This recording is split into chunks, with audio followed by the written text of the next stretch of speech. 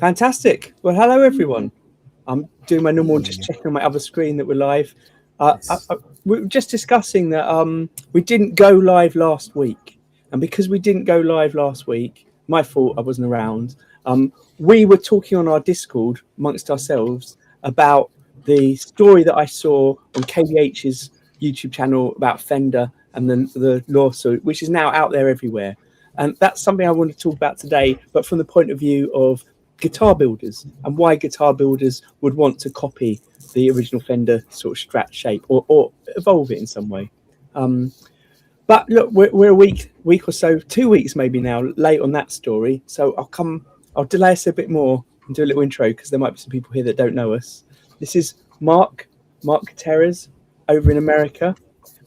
We do this live stream weekly at this time because it seems to work for people in different countries. But as we just discovered, the time zone has changed in America. So Mark's been hanging around an hour waiting for us. Sorry, Mark. It's all good. Yeah. If you don't know Mark's channel, YouTube channel, go and check it out. He does lots of crazy innovations and design things that talk about not just the actual design shape, but the material choices and things. And then just below me here is Alan. Alan, hi. New to guitar building, but or maybe not so new anymore, but was a regular in our live stream chat each week, and now he's coming on to join us. So I want to lay back very informal each week. If anyone else is a regular in the chat and wants to just come on and be on screen and talk, people often describe it as it sounds like a conversation we're having in a pub or a cafe. It's not scripted, it's not planned. We just talk about random things. You're welcome on. It'll be brilliant. Yeah, and I'm. Oh, Trent's there as well. Also checked in an hour early. Well, thank you for being king, Trent. Yeah, and I'm Daniel. I'm in the UK. Oh, Alan and myself both in the UK. And yeah, I customize guitars, paint guitars, and my YouTube channel is all about. Well, it's about too many different things, which sort of doesn't please the algorithm gods. But it's partly with how you maintain and set up your instruments, but also how you customize them and change them, and a bit of building in there as well. So maybe we should start. This is what I thought we might do. I thought we might start by thinking about the Strat, knowing that Mark's a massive Strat fan. And Mark, having told me he's got his new Fender, I thought we could do a show and tell and see a new Strat. But Mark, you've got a non-Strat. It's not a Strat. It's not a Strat. Oh, what's going on? Yeah, I know, exactly, right? So I'll try to make this long story as condensed as possible. So I've been playing Gibsons a lot recently, like Gibsons, right? So there's a lot I like about Gibsons. In particular, it's the pitch of the neck, right? Because of the Tune-o-matic, you have to pitch the neck to accommodate that high tailpiece, right? And so I was thinking, does Fender make a guitar like that has sort of Gibson specs? So I did the research. Fender does, in fact, make a sort of Gibson-Fender hybrid, and that's what I bought. So it is the Jim Adkins Signature Series Telecaster. And so Jim Adkins is someone from like a band called Jimmy Eat World or something. So this is all Gibson specs. So check this out. Sorry, I'm going to pause you there. I want to see the guitar, but do you seriously don't know who Jimmy Eat World is?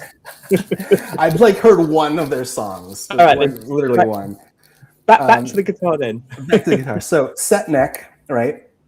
And it's got the Gibson electronics. You can see the Gibson electronics. It's got the pitch, right? So it's pitched down for the Tune-o-matic. Yeah. And it's got the Gibson scale length. So this is 24.75 Gibson scale length. And it's a thin line. So like it's like the best of like both worlds or something. And there's Jim Adkins signature in the back. And the only thing that I don't like is that it's not mahogany, right? So this is maple and then swamp ash with like alder. I don't know what the top is. I think it's swamp ash. And it doesn't have the tilt back headstock. So it's just got the standard Fender style headstock. But it's giving me everything that I need, which is that tilted pitch in the neck, because I really like the way it feels when I'm picking. And then I just modded it. I just made it all white. So this does come with like black Seymour Duncan pickup covers and black knobs. I just swapped them up for white. I think it looks super cool. But yeah, so that's my show and tell, my new Fender. So I need to get my head around this. Sure. So you wanted a Fender that was Les Paul like or Gibson like. but you actually want it more. It would be better if it's even more Gibson-like. Yes, Yeah. I want it more. I want odd mahogany, all mahogany, and I want the block inlays, or whatever trapezoid inlays. Yeah, I've got to say it looks super cool. I love the neck transition. I love a painted neck like that. Fantastic. Yeah. But yeah, it does. If you didn't see the headstock, it has a bit of it does look thin line telly like. At one point, when you were describing it, I was going to say, surely this is a case where Gibson should be suing Fender for infringement somehow. So, well, that's it. So, if you're playing it, and you're playing a telly, and you're playing a Les Paul, where does it fit in the range between the telly and a Les Paul? If that was a straight line between I haven't played Italian in forever, so the first thing that bothers me is that this is a slab of wood. There's no contours, right? So there's no arm contour. Unlike a Les Paul or an SG, there's no carved top, and there's no belly cut in the back. So it feels like a slab of wood on your body, and to me that feels a little unnatural. Being a Strat player or like with Les Pauls, the carved top. So it does feel a little bit awkward. But what I wanted it for was the scale length, and then the pitch of the neck, so when I'm picking, I can have it at an angle, and it's giving me everything I want, really. So I can't complain. No, it's like a $1,000 guitar. It's not like super expensive in relative terms, but it's not even made in America either. I think this is like made in Indonesia. This is an Indonesian guitar. Yeah. Well, as you always say, it doesn't matter where the CNC is. Right. True. So, like, it's not one you're going to go to and like carve a belly carve into it or something like that. No. So forgive me if I'm wrong, but if I try to sort of sum up what I remember is the transition from the telly to the Strat. One of the reasons the Strat exists is to fix all the problems with the telly or the Squire or whatever it was that Fender first made. So doing those belly carves, etc., into it, and doing, as you were describing earlier off air, Mark, that the Strat is ergonomically designed to fit a person.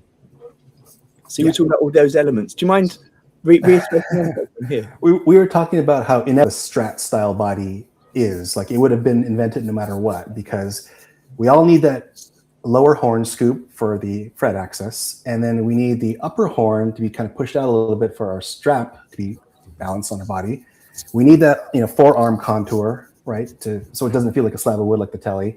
And then the belly cut makes complete total sense. It's just, everything just makes sense. It's like kind of a no-brainer. It would have been invented no matter what. If Leo Fender didn't do it, someone would have done it. Like, it's inevitable. So it is inevitable as a next step from like the telly, maybe as a solid body, but all of it links back to the sort of Hawaiian style guitars that existed already. So it is odd that Fender has so much ownership over it. But this whole idea of Fender potentially suing other people for copying their design. I mentioned to a few people for a while that I've got some Strats that I put up on eBay, and they are, I don't think any of them is actually a Fender Strat, but they were ones that I had customized. So I bought the guitar in, customized it, put it up for sale, and all my listings are taken down if they mention Stratocaster in it or Fender in it, or sorry, at least in the title. I can't remember if it was in the body as well. If it was in the title, it gets taken down. But so eBay have been aware of this idea that people might be trying to sell fake Strats in some way. So even saying something is Strat-like, they're not happy with. But it does seem to me, as someone that's as background as an artist, and we're in a world now where everyone's talking about AI and worried about AI stealing their designs, that there has to be some way of taking something that you've made that is your ownership and making it clear that it's your ownership. But for something that's as historic as the Strat, that has now had so much time between it existing and now, and so many other guitars ripping it off or being inspired by it, it feels really hard for them to backtrack to do that. So I was just wondering why we can't say this is a Fender Strat style shape made by Ibanez or made by someone else. Isn't that just an acknowledgement that we've taken someone else's design? Does that confuse people? If Ibanez said, here's our new guitar, classically inspired by the classic Fender Strat design, but improved upon, would someone think, oh, Max, am I buying a Fender or am I buying an Ibanez? We know we're not buying a Fender. I think Fender would be upset if you said you'd improved upon it. Yeah. Yeah, but I mean, there are improvements that have been made. Oh, yeah. But I think you touched on a lot of stuff there, Daniel. And I think, I mean, I read up a little bit on the Fender lawsuit, not a lot, but it's from sort of like a capitalist perspective, right? Because now they can bring in a new revenue stream of licensing. You can now license a certified Fender Strat body to other companies like Schecter and Ibanez, PRS, whatever, right? And that licensing is like a brand new revenue stream for them if they do something along those lines. So, if they license it, they're licensing the Strat design. So where do we draw the line between what is a Strat and what isn't a Strat? Well, and that's exactly what we're talking about. We're talking like a one-to-one clone, right? So like not a PRS Silver Sky that has like the unique scoops and carves, like that is not, a one-to-one ratio. I think what we're talking about is like what we are, like builders who might want to build a period correct vintage spec Strat, right? That would be a one-to-one comparison. And in that case, we'd run into some trouble. Right. Yeah, I get that. A period correct. That makes sense. And there are companies that do that. There are companies that do relics, particularly in that way. I can go on a tangent for a moment because Curtis has just said in the maybe he shouldn't have said this publicly, but just said in the chat, I've been working on a build inspired by Cream guitars, but I've been concerned, as they mentioned, they have multiple copyrights for their design. Behind me, I've just my chair just broke. Behind me, I've got this bass guitar some of you would have seen before, where I took a Millennium Falcon toy and filled it up with wood and put a neck on it. I did that 15 years ago. And when I did it, some guy contacted me and said, oh, I like what you're doing. I've been doing the same. And I was like, oh, that's interesting. I didn't know anyone else was doing it, but fair enough. When I first did it, I thought I was the only one that did it, but I discovered that actually other people had done it in the past as one-offs.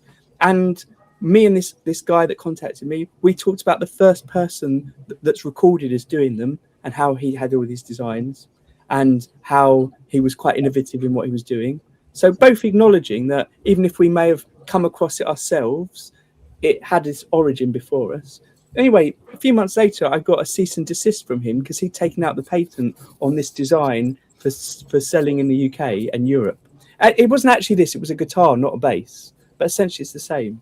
I just thought, how cheeky is that to acknowledge that you don't have the original design? You weren't the person that came up with something, and yet you are trying to stop other people from doing it because you want to make money out of it. And I'm not saying that's what other guitar companies are doing, but I know we've had builders on before who have said that they've got designs that they've made that are unique, that other companies are now producing that have taken out patents on it, or because they've mass produced them in factories, the design seems to cross over to them. And that's people designing things right now in the present and other people using their design. I can see why someone would get pissed off. I can see why the law allows someone to take out a patent on it. And if you don't get in, if you're not aware that someone's stealing your design, you can lose that patent. You can lose the right to your design. But when it happens over 60 years, it feels very different to me. Sorry, that was a weird tangent, but I felt relevant because of what Curtis had said. Can I just share? Sorry, I'm going to just blabber on a bit. Can I share something else? Yeah. Share my screen. I'm going to share just before we came on air. I was just going through my YouTube feed, and what I saw was the Bass of the World, one of my favorite review channels for bass guitars, showing these new Ibanez guitars. And I think it's the first, I'll just leave it playing in the background without any sound on. I think it's the first time in ages I've seen a new designed instrument, bass in particular, that I've really wanted, sorry, I'm having streaming issues. I've really wanted to sit down and play. I want to play this. It looks brilliant. Yeah. Look how Strat-like it is. Like, it's definitely so cool. not a Strat, it's a bass. But it's got a offset. It's got the cutaways that a Strat has. It's obviously got a bigger cutaway at the bottom for the bass, but it is a Fender at the heart of it, in my mind. I know it's made by Ibanez, but I know when I look at shapes like that, it's a Fender originally. I cut that. And I don't think that's a problem. It's a problem for big companies, I guess, to not confuse consumers. But when I look at that, I don't see like a P bass, right, or a Strat. I see something fairly unique and super cool too. That is a cool bass. Yeah, if you just looked at the top half, I think it looks really P bass like. But then the bottom half is what changes it. Yeah. No, I don't think there'd be any kind of like consumer confusion with something like this. I don't think these are the things that are like in danger from that lawsuit. I was sort of hoping that we'd have a conversation around why guitar builders want to do something that is in a traditional style, such as a Strat. But I feel like, unfortunately, you nailed it on the head by saying it's ergonomic and it works so well, Mark, that there's not much further we can take that conversation, other than the idea that we talk about a lot, which is people like tradition and they don't like breaking away from tradition. And the Strat is such a now traditional design that kind of offset the cutaways, not offset, sorry, but the top bottom horn. I think tradition is probably not the word I would use. I would use the word iconic. Like there's some iconicism. Like the Les Paul's iconic, the Telly's iconic, the Strat's iconic, and I think it's just burned into our minds, right? That shape. And so I think it's not necessarily tradition. I think it's just wanting to be like, hey, I want to build something iconic, just like that, just like what's in my brain pretty much 24/7. Yeah, I think if you asked anybody to draw a guitar, just a sketch, they'd either draw a Telly, a Strat, or a Les Paul. And that's what you think of when you think of a guitar shape. Mm. Unless you're drawing an acoustic, and then you're drawing a Martin, which is basically every acoustic on the planet. yeah, exactly. Yeah. How far back in history can you go? I guess. It'd be weird if Martin took out a copyright on on acoustic guitar design. On a very quick another tangent, we're saying the ergonomics is really important. But that's from the point of view of a man. As we know, because we've talked about this before, the St. Vincent design, the Ernie Ball St. Vincent design, she designed it with the design team were at Ernie Ball to fit her figure better, to fit a female figure better. And it is just an amazing design. And it has things that wouldn't have been thought about by a man who was designing it, I don't think. It's not specifically, this is a woman guitar that only women can play, but it is something that feels quite new and feels ergonomic. So I guess it won't be long before we're seeing more well, it isn't long. We've already seen quite a few guitars that are a bit like that.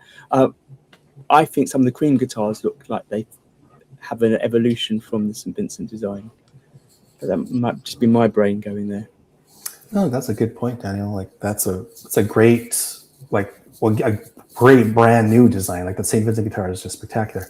But I was also thinking like it also depends on how you wear the guitar. Like St. Vincent is a sort of a live performer, right? So wears it like on her body. I think that's super important, like where it lands on your body too, like the ergonomics change. Like it's never the same. So if you're sitting down, if you have it on a strap, if you have it on your knee, like you have to take into consideration all those different sort of like ways you're holding it to be able to design it properly for human anatomy. Like there's just so much to consider. Yeah, and I mean, again, I might be bastardizing the story a bit here, but I believe when Les Paul first had his plank, or whatever he called it, he was playing live, which was literally the inner core of an electric guitar, like if you just had the through neck without the wings on, and he was playing it live, and people didn't really listen to the music or understand what was going on because they spent too much time just trying to work out what he was playing and being confused by what he's playing, and coming up to him after shows and not really understanding that it was a guitar. So he ended up cutting off the wings off an acoustic guitar and sticking them on, or whatever guitar, and sticking them on, so it looked more like a traditional guitar, so people would accept it as an instrument and just listen to the music and not really there being so confused by what he had.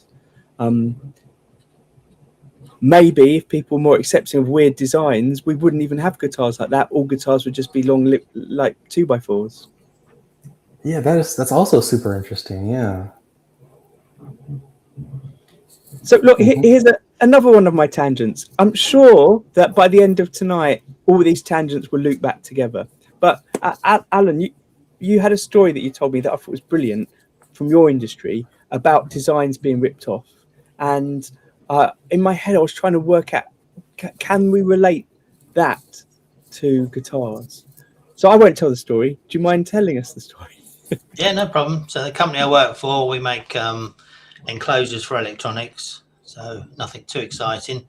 But our American distributor at the time decided to rip us off, and they went to China with our design files.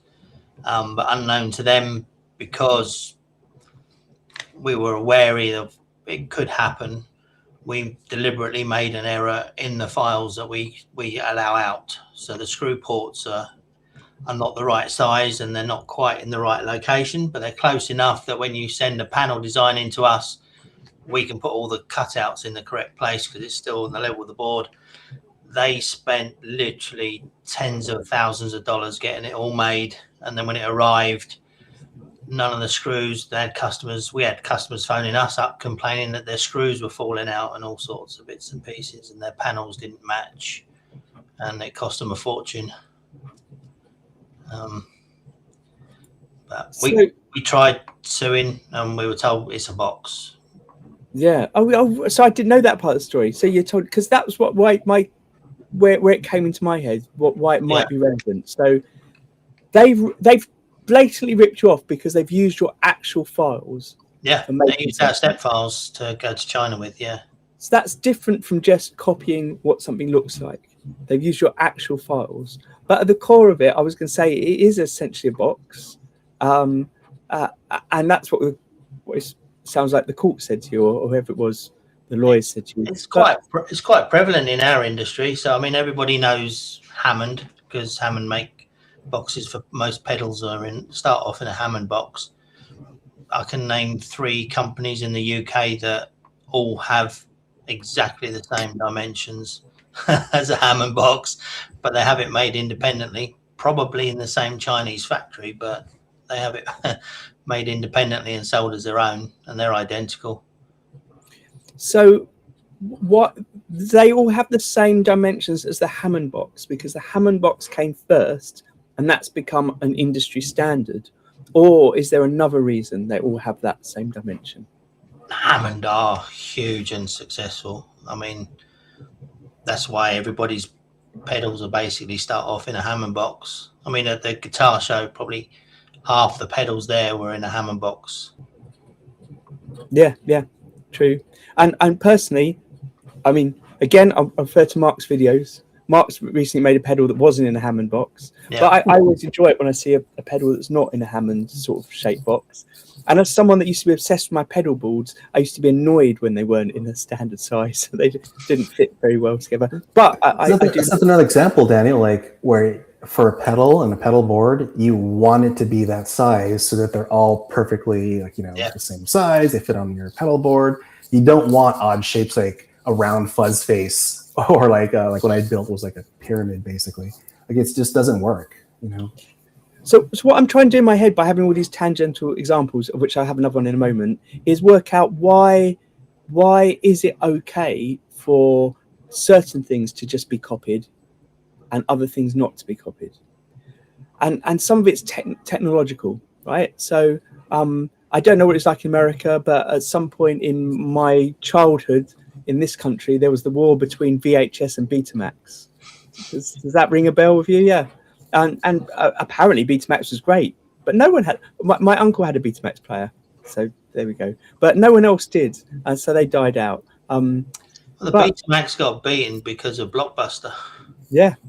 Because the VHS was cheaper, so Blockbuster put everything on VHS. And that drove the industry.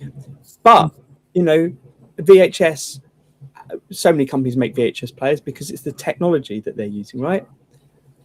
So is the Strat, when we go back to Mark's kind of description of it, that the fact that it is an inevitable ergonomic design, are people actually copying the Strat, or are they just copying the technology of an ergonomic shape? Well, if you look at the new ergonomic shapes, all the headless guitars that are out there, and they're all basically the same with the cutout for the knee and everything else.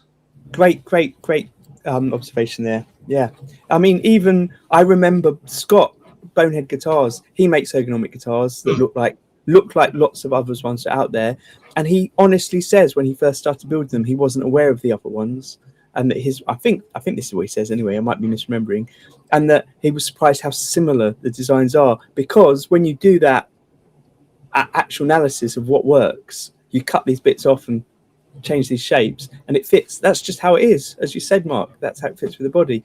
And as you're saying, Alan, that's why they all look so similar. Yeah, I mean, all guitars are essentially derivative of guitars came before them, and we are at the mercy of the human anatomy, both male and female bodies, and it's inevitable. Guitars are going to look a certain way, and they don't look a certain way because of our body. Like, it's really hard to get something that's, if you try to imagine like the opposite of a Strat, like what's the opposite of that, right? It doesn't really exist because it wouldn't be terribly comfortable. Well, then you're looking at something like a V or something like that that's only designed to be stood up when you're playing it.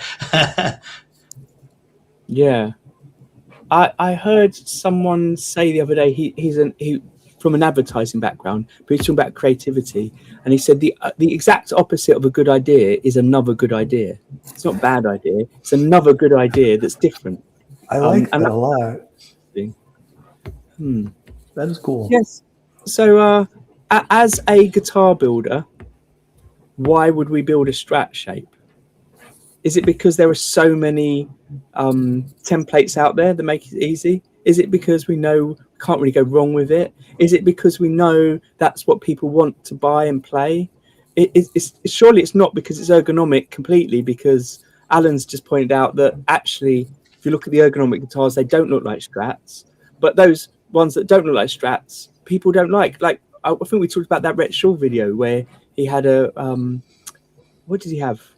Not, it begins with S. The ergonomic guitars, what are they called? Strandbergs.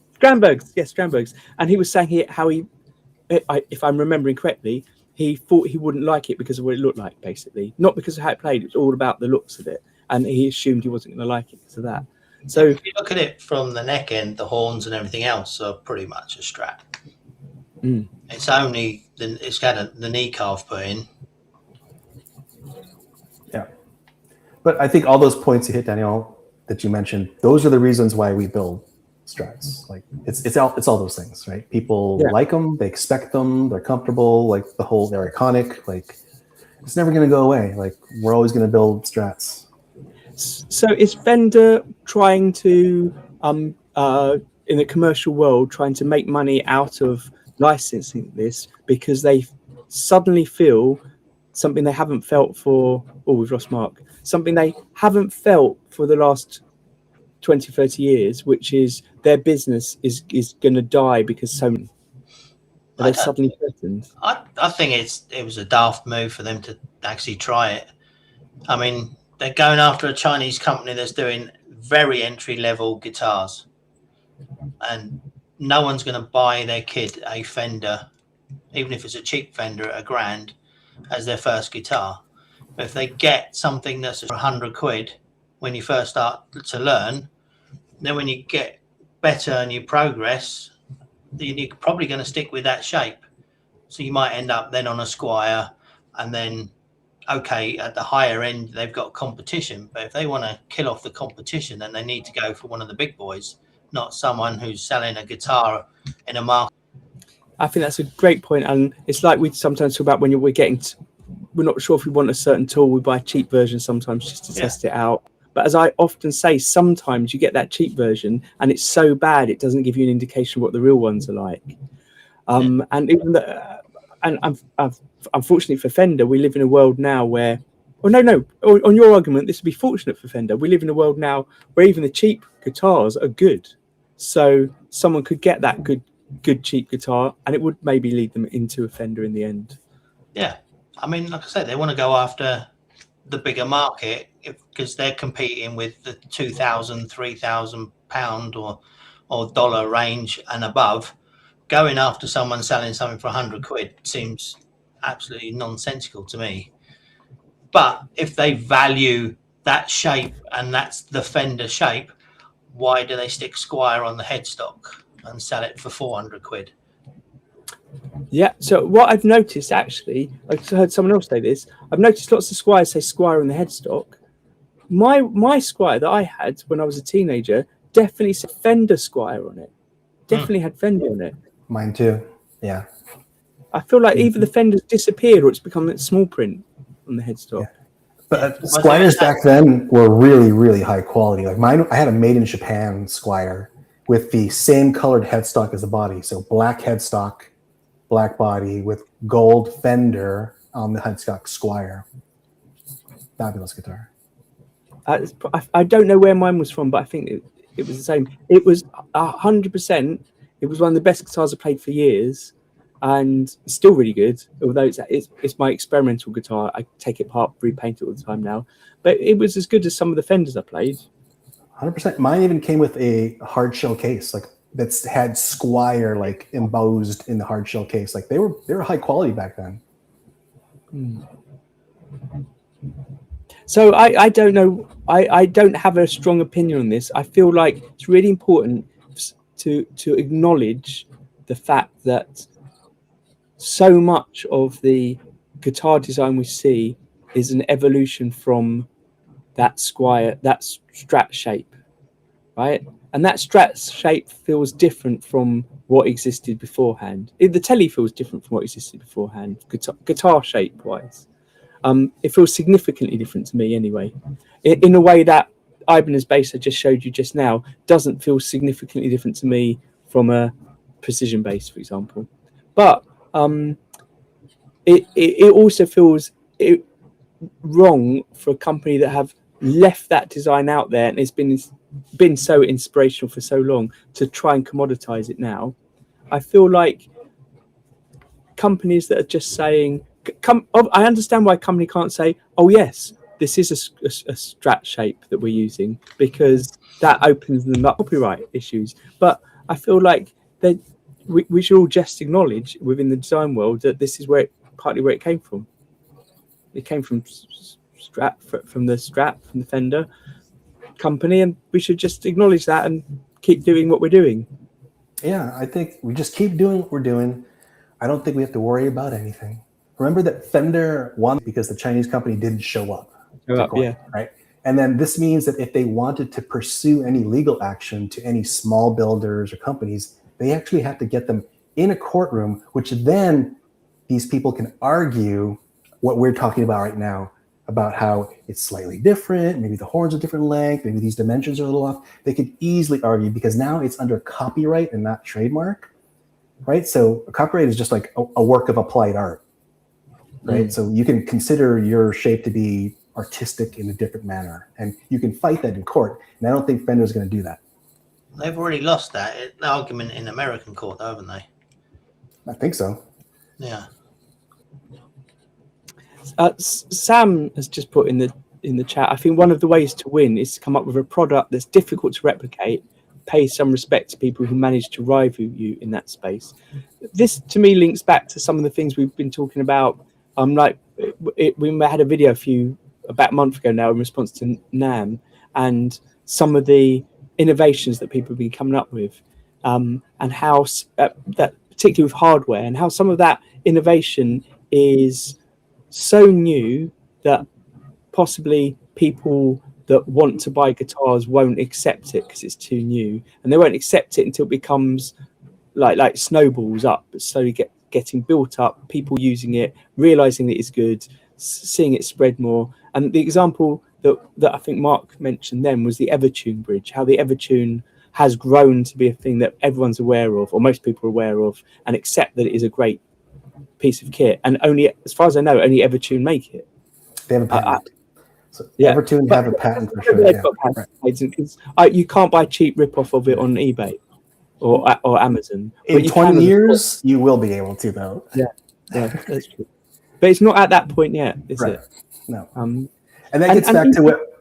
Oh, that just gets back to what Sam mentioned, which is like if you can make something hard to replicate. Because right now you can get an S-style template, you can get S-style CAD files, you can get all that stuff, and Chinese companies can easily knock that stuff out. But if you make something difficult to make with either alternative materials or something that is just that takes like a human element to it with lots of man hours, then that's really hard to like replicate. Yeah, and as a guitar builder, it's not a business model to work on, really. That's my experience. Yeah, they're hard to replicate. I've lost my thought process. Oh yeah, so even with like a massive rip-offs now, I'm a member of a few Floyd Rose related groups on Facebook, and very often people post up non-Floyd bridges which are clearly inspired by. There was one today, I can't remember what instrument it was on. I've never seen anything like it, and the guy that posted it was like, does anyone know what this is? I've never seen anything like it. Very weird Floyd Rose designed by someone else. So that there at other points in history people have tried, and clearly whichever company made that didn't do very well because no one had ever seen it. So those are the Betamax Floyd Roses, right? Exactly. Yeah, ones that could potentially be better than Floyd's. As we all say, Floyd's are great, but there's lots of other Floyds that are better, made by other companies. The progression they've had on them. All right, so here's an interesting point Eddie's put up. His process, tree to guitar, is his unique selling point and difficult to copy, but he'd struggle to protect that product. So if you don't know, one thing that correct me if I'm wrong on this, Eddie, one thing that you get when you buy a guitar from Electric Lady Guitars from Eddie is where the woods actually come from, to the point where some of the trees he's felled himself, and they have the unique map reference of exactly where and when these trees have come down. That is so cool. Yeah. That makes something different. That's something I hadn't thought about. That's a kind of conceptual element to the guitar, which I think is very different. I've got to get rid of this chair. It's one of those gas chairs, that you can raise up and down. The gas bit's obviously gone in it. I've shrunk twice now. I sit on a very large yoga ball. That's why I can bounce. Oh yeah. I'm on a kneeling chair. I quite like it. So kneeling chairs are really weird to sit on, but they're quite good for playing guitar on. I can put one leg slightly to the side, and my body's at an angle, so I don't need a cutaway on my guitar. It just seems to ergonomically fit me. Yeah, and I can do this. I can raise one of my knees on the kneeling bit, put my foot on it, and raise a knee. So when I learnt classical guitar, you had foot rests to raise your knee up to hold the guitar on. I never thought I'd be talking about chairs in relation to guitar playing. The thing. So I don't know where I'm at with my train of thought. As I always say, if you're new to these live streams, I always say on it that often it's just me trying to get an idea that's in my head or a thought that's in my head resolved somehow or progress forward. I don't know what I think about it all. I'm sure it's just not going to go anywhere, because I'm sure Fender won't challenge anyone else. I don't think so. None of the big makers have even made a statement. They've just ignored it like it never happened. Yeah.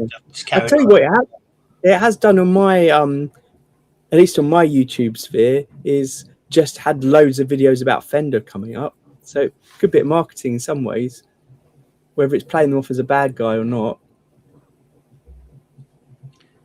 Maybe, but I always say any publicity is good publicity. So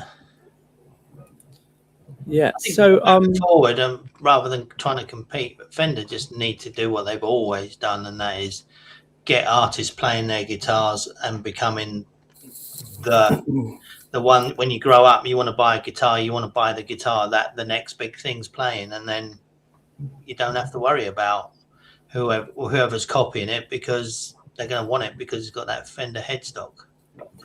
This Yeah. past week in Austin was South by Southwest, which is an annual festival, and it's like a big industry festival. So it's like film, interactive, and music.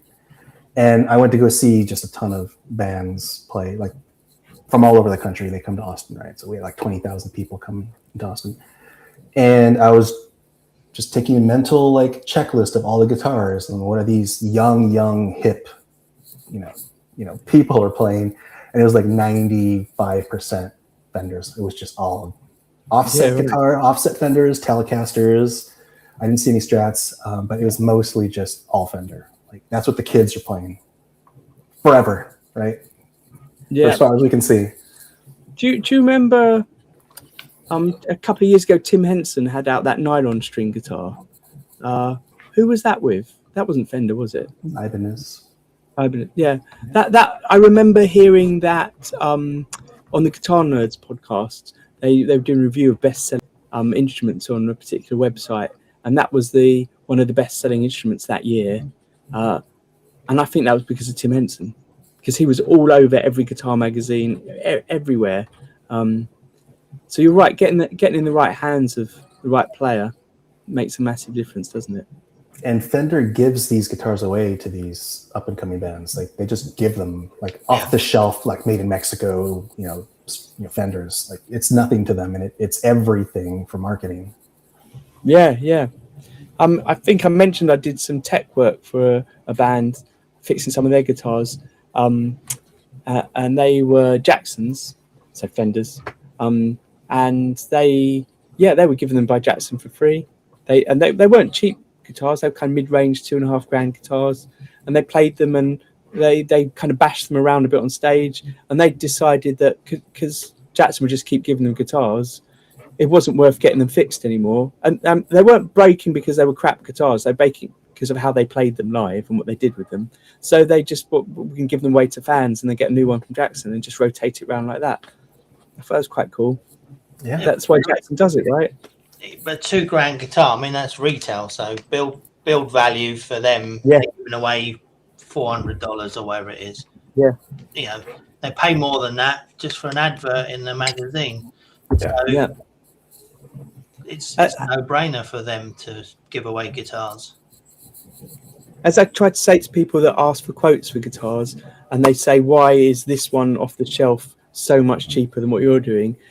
You're quite right, Alan. The build cost for them for that guitar probably was like £400, maybe even less. But if I was to build that guitar, even just buying the hardware on it would cost me more than £400, because like buying a good Floyd Rose isn't cheap, because I can't buy. You're buying one and you're not buying 1,000 at a time. Yeah, and that's the difference. Yeah. So sort of guitar design related, I just want to share another video. Again, I might have the same issue that it might not play, but it was when we were at the guitar show a couple of weeks ago in Birmingham, the Birmingham Guitar Show. Steve Cassidy, is it sharing? I don't know if it's going to share. No, my screen's gone all funny. I'm going to give up. Loading. There it goes. Yeah. I think my internet's gone a bit weird out here when I'm having multiple things playing. But he basically went round talking to guitar build. I'm going to stop this. It's not working. I'll leave a link in the video description. He went round the show talking to guitar builders, guitar players, guitar YouTube reviewers, and I think just some general people that were at the show as well, and asked them roughly the same questions. And so he asked me, and he didn't prompt me with the questions before. So on the spot, they were kind of quite weird, and I feel quite embarrassed by how I was answering them. But they were all to do with basically specs on a guitar, but kind of tricking you to get you to think about the fact that we're used to talking about scale length in inches, not millimeters, and radiuses and string gauges, and just trying to work out if anyone had any consistent knowledge. And even builders didn't always know the answers to some of the questions, and some players had no idea either. It's just quite interesting, this idea that there isn't a standard thing across the board. And it got me thinking, I mentioned this and it's in the video, that he was talking about the fact that, you know, we normally have fretboard radius, scale length and string gauge in inches, but quite a lot of people deal with other things in centimeters. And I mentioned to him something that he probably hadn't talked about with anyone else, which is sometimes when I buy pots to put in guitars, you get metric and imperial threads, and there's slightly different size holes that you need to drill in the guitar body to fit them as well. There's all these subtle things that are really, really annoying when I'm repairing instruments. So I just have to have a massive range of tools that fit every possibility that might come through. And they still get things that don't seem to line up. Like sometimes I have guitars where there's different bits in it which seem to be imperial and metric within the hardware. Yeah, it's very cool. That's super interesting too. I work in millimeters. Like I know what a millimeter looks like in my head. Like in my head, I can see what a millimeter is. But if you ask me what like a 32nd of an inch is, I couldn't see that in my head. So everything I do in like CAD is like in the millimeters. But you're right. I think in scale lengths in imperial, like in, you know, and I think of radiuses that way too. But I have a calculator on my computer that I always convert to, because if I'm designing in CAD, I want to know what the scale length is in millimeters, because I work exclusively in that. Same with radiuses. Yeah, it's interesting. James from Yard Guitars said almost the same. He said that he designs his fretboards in inches, but then his CAD program turns it all into millimeters, which is how he then likes to work. Yeah. Actually, even Paul from Milehouse said that he tells, he plans his scale length in inches, but then he actually makes it in millimeters when he's making it by hand. Yeah.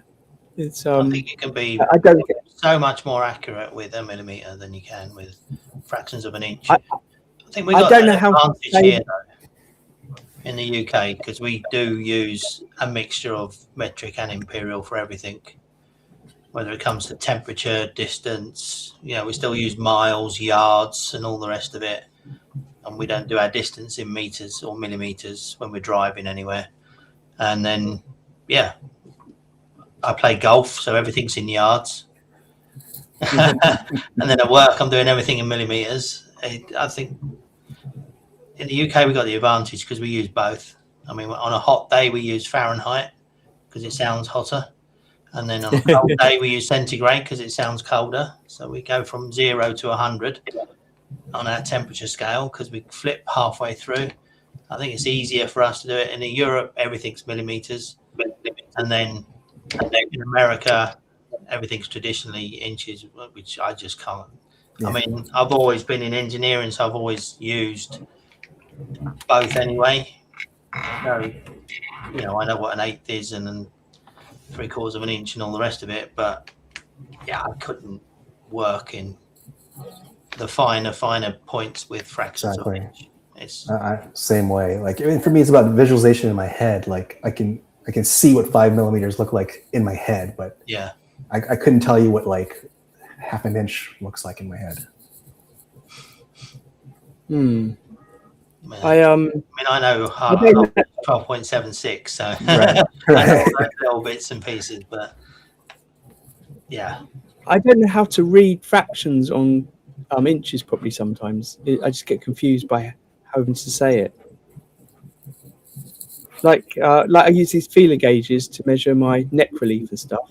This is a 0.254 millimeter, which is the one I always use. I only use that because it's a 0.0. I think it's a 0.010 inch.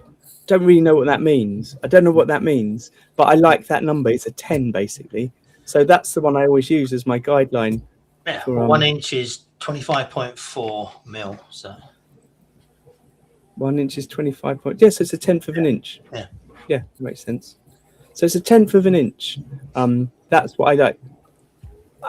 You've just like revolutionized my brain now. No, but even that, like a tenth, I cannot visualize a tenth of an inch. That means nothing to me, like in my head, in my brain. To be fair, I can't visualize a hundredth of an inch. Right. I can't quite visualize. Oh, you're right. It's a hundredth of an inch, not a tenth of an inch.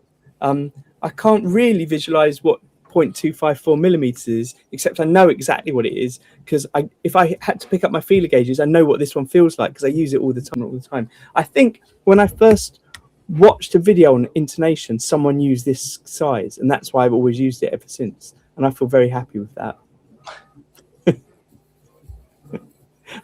Everyone's correcting my weird knowledge of YouTube. Yeah. So look, I can't share my screen because it wasn't working very well, but I highly recommend, for entertainment value, everyone goes and watches the most recent Anderson YouTube video where they're reviewing Teaching Machine's Fuzz Billion pedal. I put a link in the description for it. It is a pedal that has on it, I can't remember how many dials it is, 10 or 12 dials on it. They're not really dials, they're digits, and you can make the digits go up or down, and it looks mechanical, but each one of those, when it goes up and down, changes the value of something. So each of those 10 to 12 things, it's not like it looks like it should be an EQ, but it's not. Each one connects something different. So it's like the input gain, it's the fuzz level, it's a gate, there's ring modulation on it, but some of them aren't necessarily you're going up and down in value, so it's getting stronger or weaker. It's just changing the settings to something different. So the range of effects you can go on it are crazy. So they at one point they demonstrate something that looks like a theremin, sounds like a theremin, and it is mad. And you've got this weird electronic sounds coming out of it. It is a bit like, it looks to me like a mechanical analog version of some multi-effects processor. And you can see their reaction when they're playing. Some of the sounds are just brilliant, and some of it's ridiculous. I don't know who would use it or how you'd use it, because basically, if you had it set up and you're playing live, you can't really change it mid-performance because you'd have to change all the digits. It's not an easy thing to change. So it's more like a set it up and leave it on one setting. But yeah, very entertaining watching it. It felt like an innovative type of thing. And it felt like the sort of thing that in the right hands would inspire creativity. Well, now I'm intrigued. Yeah. Go watch it now. Yeah, that's the good thing about doing this later for me on a Friday is the rest of my family in bed. I was going to do some work, but I realised what I'm doing at the moment is I'm buffing a guitar. I'm a little bit too sleepy to risk buffing something at this time of night and not sanding through or doing something stupid. So instead I watched 2 hours of YouTube. And, yeah, brilliant. Haven't done that for ages. So, look, maybe we're us three around next week. Maybe there's some other people around. If you're watching and you want to join in, just let me know, send me a message. And also, look, if you don't want to join in, but you want to be part of the Discord's a bit random, but sometimes we go off in interesting chats. So let me know. I'll send you a link to that too. Sweet. Oh, Bill's mentioning a Rick Beato video. Maybe I'll go and watch that before I fall asleep tonight. Fantastic. Will it help me fall asleep? Rick Beato's got the voice that could do that. You got to watch one of my videos to fall asleep. Yeah. In a positive way. That's the ultimate compliment, isn't it? I think it is anyway. Great. All right, everyone. See you next week. Thanks for joining us. Take care. Bye. Bye.